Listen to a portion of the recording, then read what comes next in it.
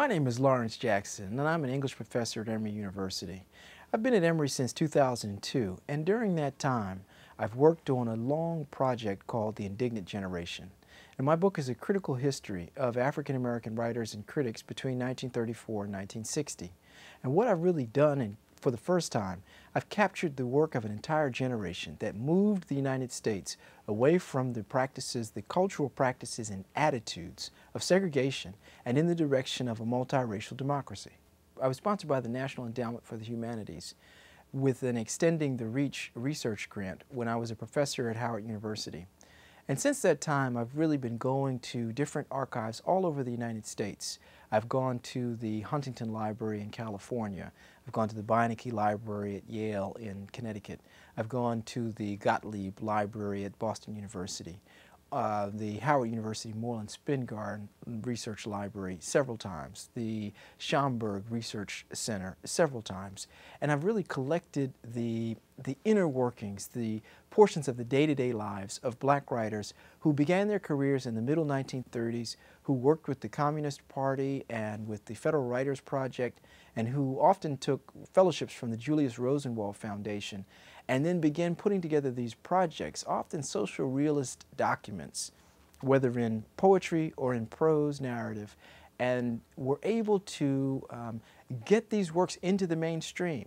And they were able to do this with remarkable relationships. First of all, they were architects of this entire endeavor. And it's not so much a case of them properly assimilating themselves, it's a case of them actively protesting and resisting the strictures of Jim Crow segregation in the United States and demanding a new social and political and economic arrangement.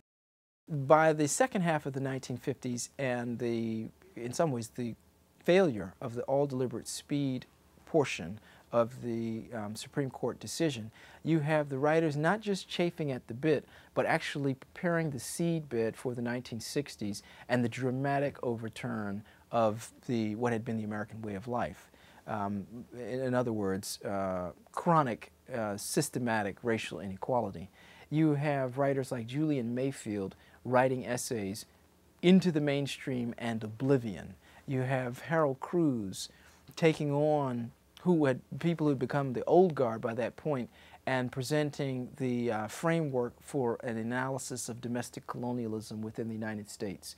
Approximately the same kind of analysis that was coming out from the most radical thinkers of the time, people like Frantz Fanon and Aimé Césaire.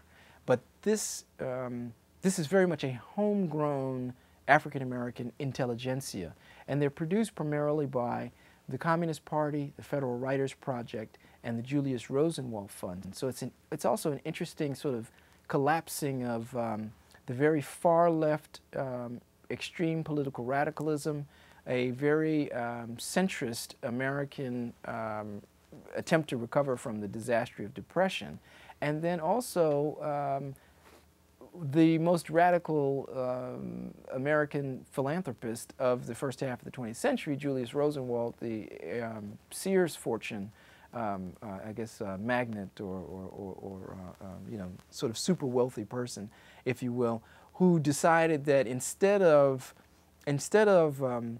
making his endowment grow, he would spend the principal of his investment, and the fund would run for a limited period of time.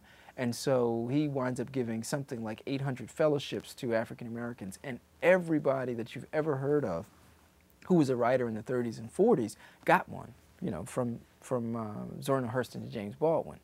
And this is what enables people to have the leisure to produce the works that change the attitudes of your everyday average American, that changed what Horace Cayton called the sentiments sanctioning the processes, the actual emotional structure, the organizational structure of the emotions that enable people to eventually wrap their heads around something like interracial marriage.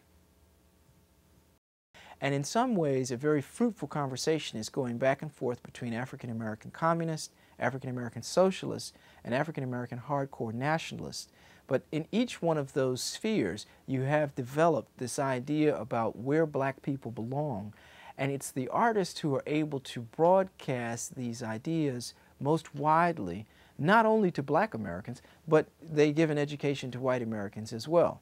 So by the end of the 1950s, you have an artist like Lorraine Hansberry, who some people would say was a debutante, who has been brought up in an upper middle class black home, whose father, Carl Hansberry, wins a Supreme Court case that disavows segregated housing covenants, and whose uncle is the most prominent black historian of the classical world of the era, Leo Hansberry, and William Leo Hansberry.